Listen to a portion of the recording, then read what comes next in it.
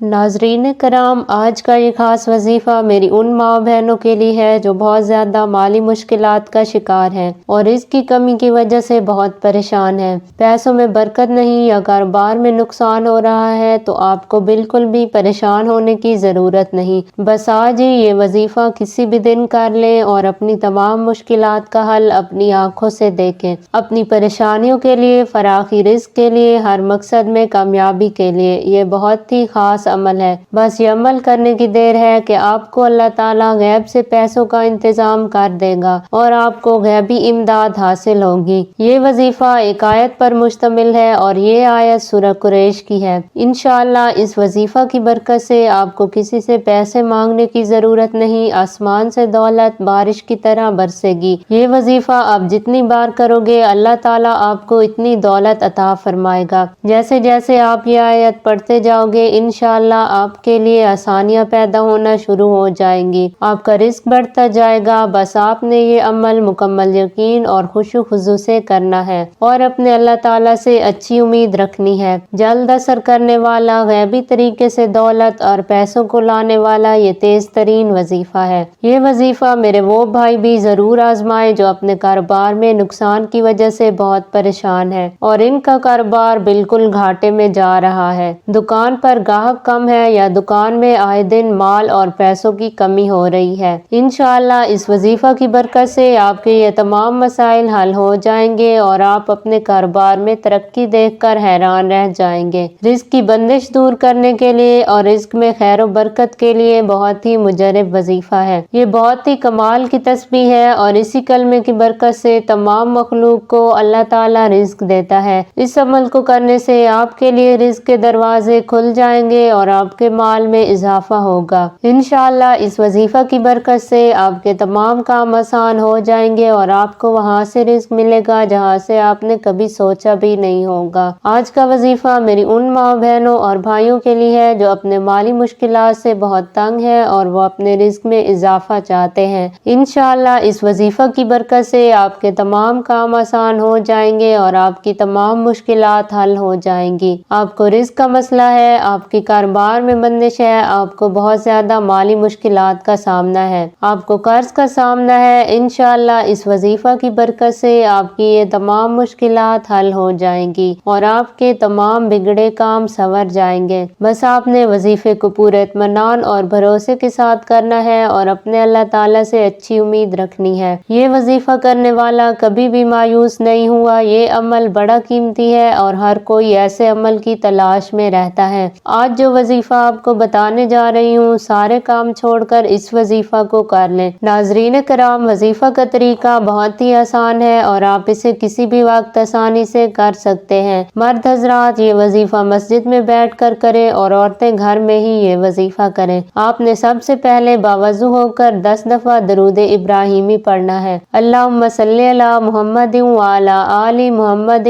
کما صلیت علی ابراہیم وعلی آل ابراہیم انک حمید مجید۔ اللہم بارک علی محمد وعلی آل محمد کما بارکت علی ابراہیم وعلی آل ابراہیم انک حمید مجید۔ درود ابراہیمی پڑھنے کے بعد آپ نے سورۃ قریش کی آیت نمبر 1 لإلاف قریش کو سجدے میں 45 بار پڑھنا ہے۔ ایک دفعہ سجدے میں پڑھنا مشکل ہو تو 2 یا 3 سجدوں میں بھی 45 بار مکمل کر سکتے ہیں۔ آیت کا وظیفہ مکمل کرنے کے بعد آپ نے آخر پر پھر 10 دفعہ درود ابراہیمی پڑھنا ہے اور پھر ہاتھ اٹھا کر اپنے مقصد کے لیے دعا کرنی ہے۔ انشاءاللہ اس وظیفہ کی برکت سے آپ کے تمام مسائل حل ہو جائیں گے اور آپ کے رزق میں بے شمار برکت ہوگی۔ وظیفہ بہت ہی خاص ہے اور جلدی اثر کرنے والا ہے، اس لیے میری مائیں بہنیں اس وظیفہ کو ضرور آزمائیں۔ روزانہ کے وظائف: جو شخص فجر کی نماز کے بعد 115 مرتبہ یا کریمہ پڑھ کر اپنے دل پر دم کرے تو اس کی برکت سے اس کا حافظہ تیز ہو جائے گا۔ جو شخص ہر نماز کے بعد یا ودودو یا سلاموں کی ایک تسبیح پڑھتا ہے، اس کے گھر سے نحوست، جھگڑے، بے چینی اور غلط فہمیاں ختم ہو جاتی ہیں۔ جو شخص ہر نماز کے بعد درود تاج 3 مرتبہ پڑھتا ہے، اس کی ہر حاجت پوری ہوتی ہے اور ہر مشکل خود بخود آسان ہو جاتی ہے۔ جو شخص جمعہ کے دن اول و آخر 11 مرتبہ درود شریف اور درمیان میں 10 مرتبہ مرتبہ کلمہ طیبہ پڑھتا ہے اس کا رزق کشادہ کر دیا جاتا ہے اور اللہ پاک اس کے مطلوبہ کام میں آسانی فرما دیتا ہے۔ جو شخص کھانا کھانے سے پہلے 20 بار یا مقیدو پڑھتا ہے اسے کبھی بھی بدہضمی کی شکایت نہیں رہے گی اور وہ پیٹ کی تمام بیماریوں سے بچا رہے گا۔ اگر کوئی شخص مصیبت اور پریشانی کا شکار ہو جائے تو اس سے چاہیے کہ وہ لگاتار جمعرات، جمعہ اور ہفتہ کو 41 بار سورہ فاتحہ پڑھے۔ انشاءاللہ اسے ہر پریشانی سے نجات ملے گی۔ جو شخص روزانہ 50 بار اسم اعظم یا جبارو پڑھتا ہے وہ کبھی بھی کسی کا محتاج نہیں ہوگا، وہ ظالموں اور دشمنوں کی شرارتوں سے محفوظ رہے گا۔ حضرت ابو ایوب انصاری سے روایت ہے کہ رسول صلی اللہ علیہ وسلم نے ارشاد فرمایا کہ جس نے ماہ رمضان کے روزے رکھے اس کے بعد ماہ شوال کے 6 نفلی روزے رکھے تو اس کا یہ عمل ہمیشہ روزے رکھنے کے برابر ہوگا۔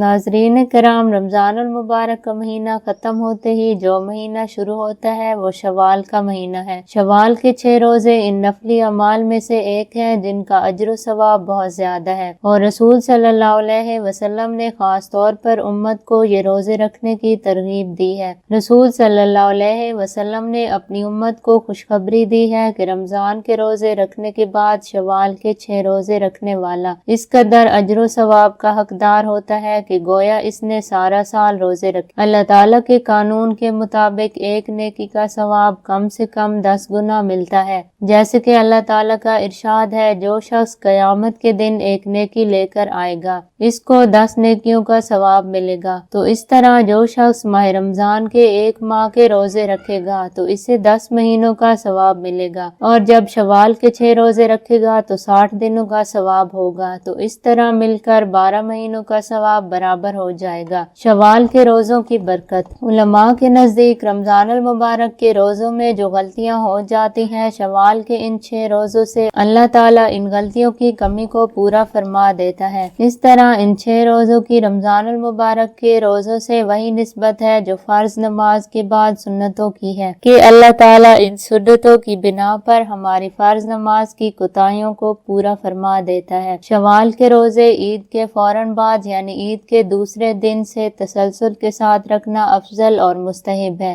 اگر کوئی شخص اس مہینہ کے آخر تک وقفہ سے ایک 2 کر کے رکھنا چاہے تو وہ بھی رکھ سکتا ہے، اس میں کوئی حرج نہیں، البتہ شوال کے ماہ میں ہی یہ 6 روزے مکمل کرنے ہیں۔ حدیث شریف میں آتا ہے کہ شوال کی پہلی رات میں جس کو صبح عید ہوتی ہے چند ہزار فرشتے نازل ہوتے ہیں اور وہ صدا کرتے ہیں کہ اللہ پاک کے بندو خوشخبری ہو تم کو اس بات کی کہ اللہ پاک نے تم کو اس لیے بخش دیا ہے کہ تم نے ماہ رمضان کے روزے رکھے۔ اگر تم 6 روزے شوال میں بھی رکھو تو تم کو اللہ پاک جنت میں ایسا بڑا مکان دے گا جو کسی کو نہ دے گا۔ حضرت ابو ایوب انصاری سے روایت ہے کہ نبی کریم صلی اللہ علیہ وسلم نے ارشاد فرمایا جس نے رمضان کے روزے رکھے اور پھر شوال کے 6 روزے رکھے تو گویا اس نے سارا زمانہ روزے رکھے۔ ایک روایت میں ہے کہ جو شخص ماہ شوال کے 6 روزے لگاتار ماہ رمضان سے ملا کر رکھے عید کے دن کے علاوہ تو اس کے لیے 6 لاکھ برس کی عبادت، 6 لاکھ اونٹ کی قربانی اور 6 لاکھ غلام آزاد کرنے سے بھی افضل ہے۔ حضرت انس سے روایت ہے کہ رسول صلی اللہ علیہ وسلم نے فرمایا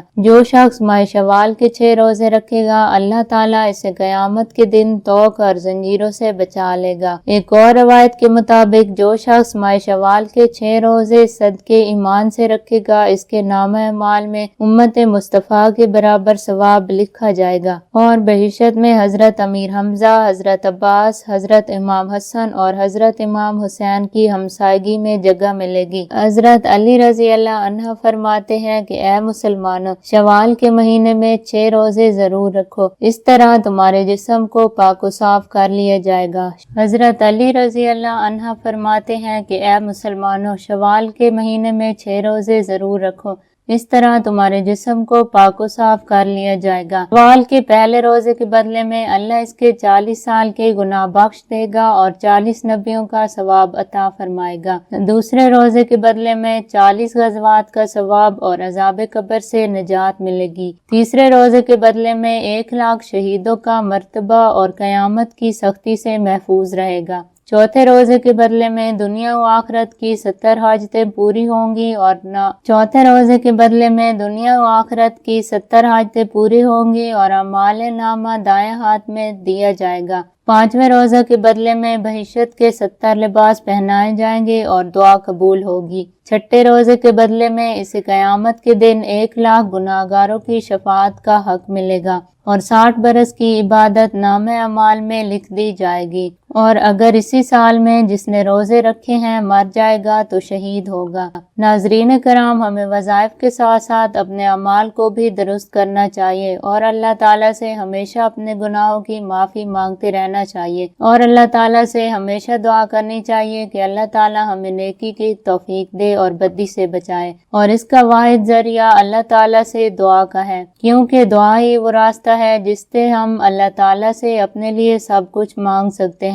और हर वो चीज जिसकी हमें ख्वाहिश है इससे हम अपनी झोली भर सकते हैं। पूरी नमाज में या इबादत में जब हम दुआ के मकाम पर पहुंचते हैं तो हम बहुत तेजी में होते हैं और बहुत जल्दी के साथ दुआ मांगते हैं। एक पाँव में जूता होता है, दूसरा पहन चुके होते हैं, उठते उठते खड़े खड़े जल्दी से दुआ मांग, यानी वो रिश्ता और वो ताल्लुक जो इंसान का खुदा की जात से है वो इस तरह जल्दबाजी की कैफियत में पूरा नहीं हो पाता। उलमा के मुताबिक दुआ मांगते वक्त इंसान पूरे खुशू खुजू के साथ और बड़ी तवज्जो के साथ दुआ की तरफ तवज्जो दे और जो भी इसके जहन में कोई हाजत है इसके बारे में दुआ करता चला जाए ताकि वो दुआ इस ज़ात तक पहुँचे जिसके सामने दुआ मांगी जा रही है या पेश की जा रही है। हजूर सल्लल्लाहु अलैहि वसल्लम ने इरशाद फरमाया कि दुआ मोमिन का हथियार है, दुआ दीन का सतून है और आसमान व जमीन का नूर है। दुआ इबादत का मगज है, दुआ ऐन इबादत है। दुआ रहमत की कुंजी है और वज़ू नमाज की कुंजी है और नमाज जन्नत की कुंजी है।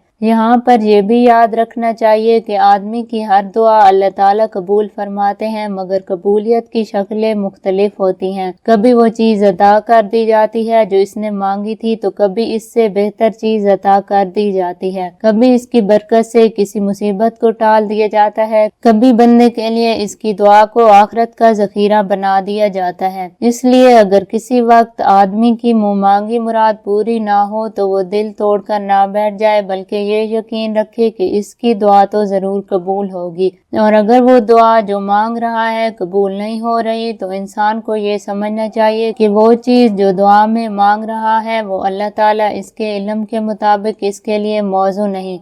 नबी करीम सल्लल्लाहु अलैहि वसल्लम ने फरमाया कि मोमिन बंदा अल्लाह से जितनी दुआएं करता है अल्लाह एक एक की वजाहत फरमाएगा कि या तो इसका बदला दुनिया में ही जल्दी अता कर दिया गया या इसे आखिरत में जखीरा बना दिया गया। दुआओं के बदले में जो कुछ मोमिन को आखिरत में दिया जाएगा इसे देखकर वो तमन्ना करेगा कि काश दुनिया में इसकी कोई भी दुआ कबूल ना हुई होती। रसूल सल्लल्लाहु अलैहि वसल्लम ने इरशाद फरमाया कि अल्लाह के यहाँ कोई चीज और कोई अमल दुआ से ज्यादा प्यारा नहीं। दुआ एक इबादत है और इबादत ही इंसान की पैदाइश का असल मकसद है। इंसान के तमाम अमाल में दुआ ही सबसे अहम चीज है। इसमें अल्लाह ताला की रहमत को खींचने की सबसे ज्यादा ताकत है। दुआ जिसकी जरूरत हर खुदा परस्त इंसान को हर वक्त पेश आती रहती है। दुआ से बंदों के गुनाह माफ कर दिए जाते हैं और रहमतों के दरवाजे खोल दिए जाते हैं। दुआ की कबूलियत से मुरादें पूरी होती हैं। हर दुआ पर सवाब मिलता है। जो शख्स अल्लाह से दुआ नहीं करता इससे अल्लाह सख्त नाराज होता है।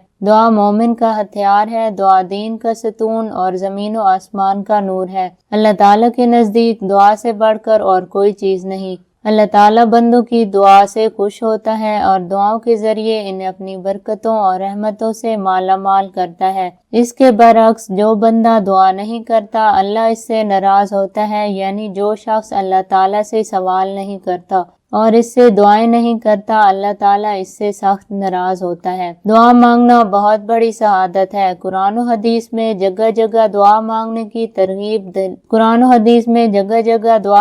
की तरगीब दिलाई गई है। एक हदीस पाक में है कि क्या मैं तुम्हें वो चीज ना बताऊं जो तुम्हारे दुश्मन से तुम्हें निजात दे और तुम्हारे रिस्क वसी कर दे। रात दिन अल्लाह पाक से दुआ मांगते रहो कि दुआ मोमिन का हथियार है। इबादत में दुआ की वही हैसियत خاصیت ہے جو کھانے میں نمک کی ہے۔ رسول صلی اللہ علیہ وسلم نے فرمایا جو مسلمان ایسی دعا کرے جس میں کوئی گناہ شامل نہ ہو تو اللہ پاک اسے 3 چیزوں میں سے کوئی ایک ضرور عطا فرماتا ہے۔ اس کی دعا کا نتیجہ جلدی اس کی زندگی میں ظاہر ہو جاتا ہے۔ اللہ پاک کوئی مصیبت اس بندے سے دور فرما دیتا ہے یا اس کے لیے آخرت میں بھلائی جمع کی جاتی ہے۔ دعا رائے گاہ نہیں جاتی۔ اگر اس کا دنیا میں کوئی اثر ظاہر نہ ہو تو آخرت میں اجر و ثواب مل ہی جائے گا، لہٰذا دعا میں سستی کرنا مناسب نہیں۔